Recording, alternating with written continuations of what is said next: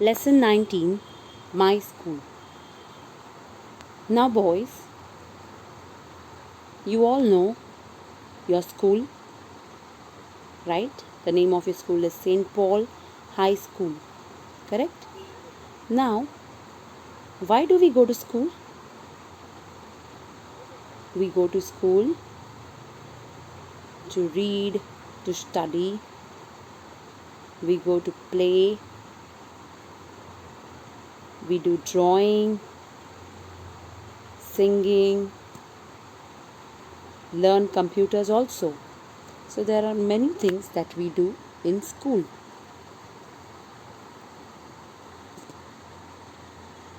Now, Surekha and Mihir woke up earlier than usual. Surekha and Mihir were brother and sisters. They woke up earlier than they always used to. They began to get dressed without their parents' help. Every day their mummy or daddy used to help them to get up and dress up for school. But today they got up and they dressed up on their own. They were in a hurry to get to school. Mother asked, Surekha, why are you in such a hurry today? Surekha replied, Today is the birthday of my school. We will get sweets today. We cleaned our classroom yesterday. Today there is a class cleanliness and decoration competition. I like my school very much. So it was the birthday of their school. Do you know when is your school feast? St. Paul feast falls on the 29th of June every year. That is the day the patron saint, St. Paul, that is the day of the saint, St. Paul. So that is why our school also celebrates that as our feast day. And on that day we have our program in school, investiture ceremony, where the monitors and the house captains are given their sashes and their badges and their ties. Okay, so that is our feast day. Now, father said, Mihir, we didn't have anything like this in our time. Mihir replied, Daddy, just as we celebrate my birthday at home, in the school, we celebrate our school's birthday. My school ranks first in sports and various other competitions. So, she said, just as we celebrate our birthday at home, our school also celebrates the school's birthday. And the school had won many first prize competitions, elocutions, sports competition in their school.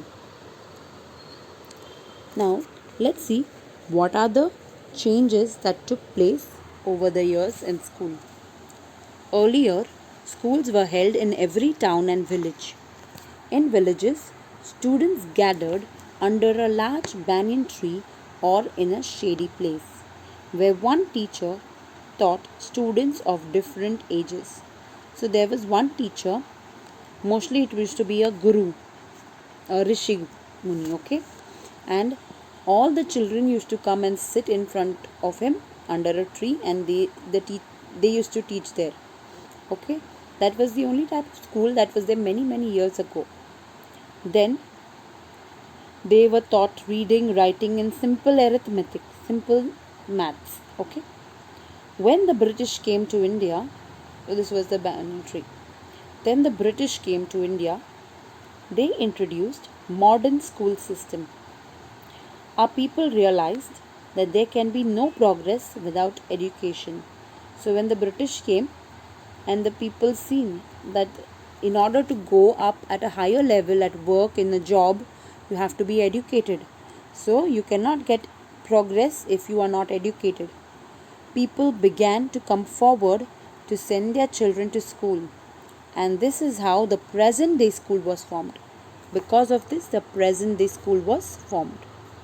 Now, there are some of the reasons that schools are what they are today, and they are because of some social workers, some people who did social work and fought for education and some other bad practices that were happening before. Now let us learn about some of these social workers. The first is a couple. It is Mahatma Jyotirao Phule and Savitribai Phule. Now these two, they were people of Maharashtra itself. Okay, Jyotirao Phule started the first school for women as women were neglected education. He also opened a school for the lower caste. He then educated his wife Savitribai Phule. So first he got educated, he was from a lower caste, and somehow because of a help from a friend he got educated, because earlier the system was such that only the higher caste Brahmins were having the right to go to school and get educated. Okay, that too boys, not the girls. So only the boys had the right to get educated, girls had to learn all the household work. So Mahatma Jyotirao Phule somehow got admission into a higher school, and first in the primary and then into high school, and he got himself educated, and he opened a school for the lower caste of his, like there were people like him who wanted to get educated, and especially the girls, he wanted to see the girls educated. So what he did first, now people in olden time did not send their girls to other men to study, so he knew that if he became a teacher, the parents will not send their daughters to study. So what he did, he educated his wife, he taught his wife, she became a teacher, and then she taught all the girls, lower caste girls. So this is what one noble work they did. The next one is Maharaja Sayaji Rao Gaikwad. Now by his name you can make out he was a Maharaja, he was a king. He was the Maharaj of the Baroda state of Gujarat. He was the first Indian ruler to introduce free and compulsory education in his state. So first Indian ruler who said education in the primary section has to be free and compulsory. Everybody has to get educated, at least in the primary. He also made a university in Vadodara for the students of the rural areas. From the villages, they wanted to study further, so he made a university for them. Okay. The next social worker is Rajshri Shahu Maharaj. Now he was also a Maharaj. Shahu Maharaj was the Maharaj of Kolhapur. Till he died, he worked for the poor people of his kingdom. He was always working for the poor people. He also said primary education to all, regardless of caste. That was his main motive. Okay, whatever caste you are, higher caste, lower caste, he did not mind. He wanted everybody to get free, to get education, primary education. He opened a number of schools and colleges and hostels in his state. He built the Rajaram College in Kolhapur. Now, Rajaram College in Kolhapur. Do you remember about this, boys? Who went to Rajaram College in Kolhapur? We have done this in our English. That's right. Kashaba Jadhav went to this college, Rajaram College. You remember? Yes, and that Maharaj of that college helped him to. It was not Rajshri Shahu Maharaj, it was the Maharaj after him who helped him. But this was the college that Kashaba Jadhav went to, which was opened by Shahu Maharaj. Now the next is Pandita Ramabai. She was a social reformer, women right and education activist. As a child, her father taught her Sanskrit at home. So her father taught her Sanskrit language. She started the Sanskrit knowledge. She shared the Sanskrit knowledge around the world, and hence she was called a Pandita. You know who's a Pandit, right? Who performs puja. He knows a lot of Sanskrit. And since this lady knew a lot of Sanskrit texts and everything, they named her Pandita. Okay, the female version of Pandita. She also spoke about the need for women Indian doctors, and hence the women medical movement was started. So she knew that there were mostly only male doctors, and there are a lot of women who used to face problems but did not go to men. Even though they were doctors, the women used to feel shy and not go. So she said, we need more women doctors. And because of her, the women medical movement, means they started a movement where more and more women could enroll to become doctors. Okay. The next one was Maharishi Dondo Keshav Karve. Maharishi Dondo Keshav Karve was a professor and a social reformer. He always promoted women's welfare and education. He always wanted women to get educated, and he had done a number of things for women. The next one is Dr. Bhimji Ramji Ambedkar, also known as Baba Sahib Ambedkar. Dr. Baba Sahib Ambedkar was an economist, social and scholar and social reformer. He fought against the social discrimination against the Dalits and lower castes. He also wrote the Constitution of India, which was given to us on 26th of January 1950. So the Constitution of India, it is there in our all the textbooks. On the first or second page it is the Constitution of India. Okay, it talks about how there should be justice, equality, liberty, freedom, fraternity, brotherhood. Okay, so this all was given by him, and it was given to us on 26th of January 1950. He had written it before, but it was given to us on 26th of January.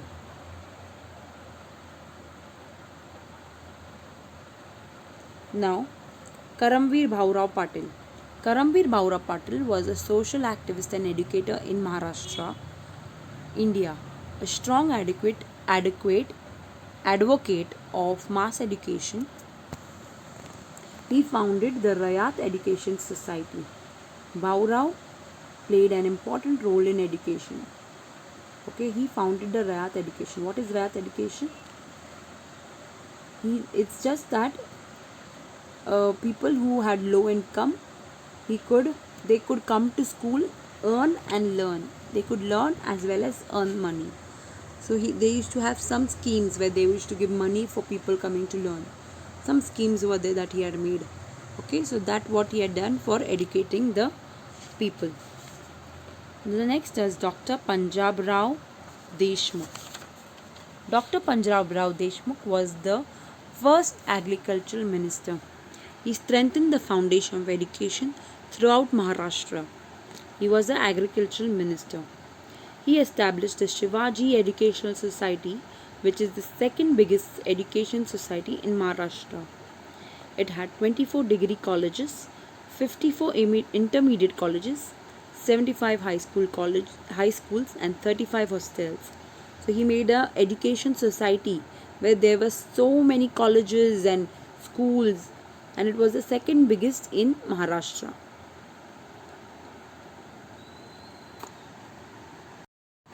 Now, there is another social reformer. Okay, he was a scholar also. He was Gurudev Rabindranath Tagore. He started a school in Bolpur in Bengal. Now, if I don't know if you know him, boys, he is the one who wrote our national anthem. Jana Gana Mana was written by Dr. Rabindranath Tagore. The school was held in, he's not doctor, sorry, he's just Rabindranath Tagore. The school was held in the midst of green trees. So he had started a school and it was in the open, not a building. In the midst of green trees, colorful flowers, chirping birds under the blue skies. The school was called Shanti Niketan. Children loved that school very much. How peaceful it was. No noise or chaos. No sounds of automobiles. No clatter of horse carriages. Okay, so he had taken a nice place away from the city where he used to have this school, but it was not in a building, it was under the shade of trees and in the open where they could see the birds, the flowers. Okay, so students were taught a lot of things. They were taught studies as well as to sing and dance. They were taught arts and craft. Children put up their own plays, danced, sang, learned new subjects. Children from other countries also came to study here, not only from India, but when the people from other country learnt about this, they also came to study. Tagore was awarded the Nobel Prize in 1913. He got a Nobel Prize for this.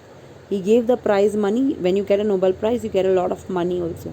So he gave all the money to his school. The next is Mahatma Gandhi. Mahatma Gandhi, we all know, is the father of our nation, because of whom we got freedom. So his views on education were also important. He laid stress on dignity of labor and on learning by doing. He always thought that you can only learn if you do something. If you want to learn, you have to do it yourself. Then only you will learn. Okay, so this goes for us. If you want to learn something, keep on doing it, and then only you will learn it. The next is Maulana Abdul Kalam Azad. Maulana Azad was the first education minister of independent India. After India got freedom, he was the first education minister. He appointed the University Education Commission and the Secondary Education Commission. Okay, so he had appointed two commissions. He also played an important part in establishment of University Grants Commission. He firmly believed that science and technology must be included in the curriculum. He wanted science and technology to be a part of the curriculum because this is what is going to help people in future. On the 11th of November, the date of his birthday is observed all over the country as the National Education Day. So 11th of November is celebrated as National Education Day.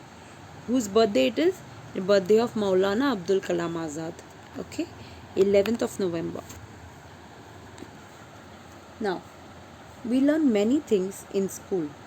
We recite poems, sing song. We also get to play kho-kho, kabaddi, and do legions. We must go to school regularly.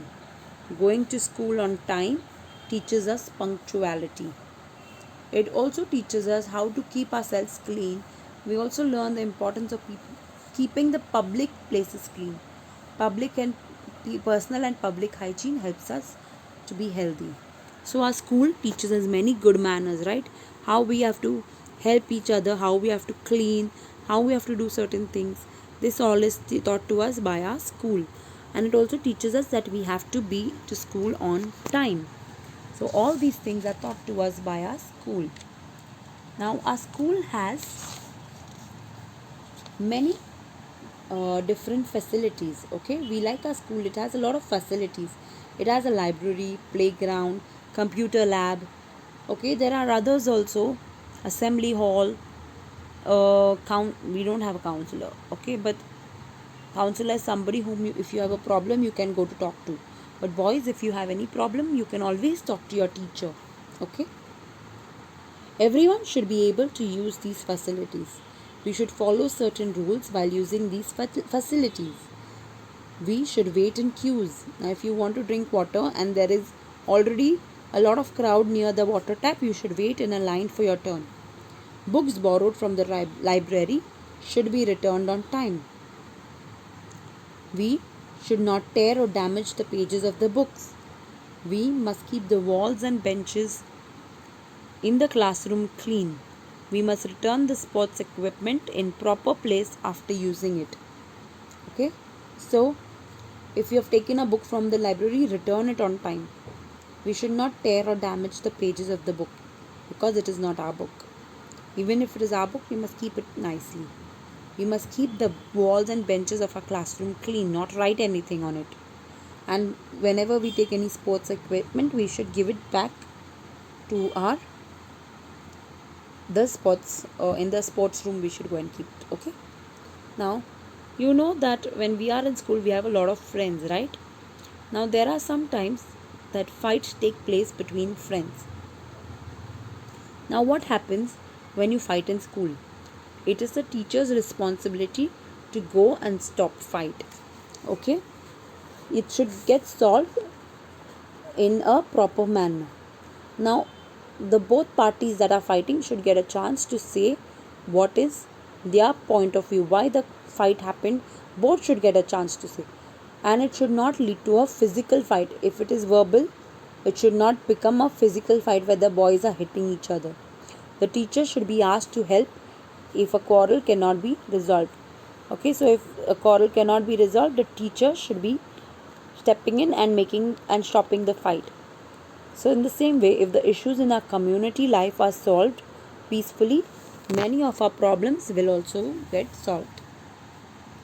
Now, boys, are there any children in your area who do not attend school? Why do you think they do not go to school?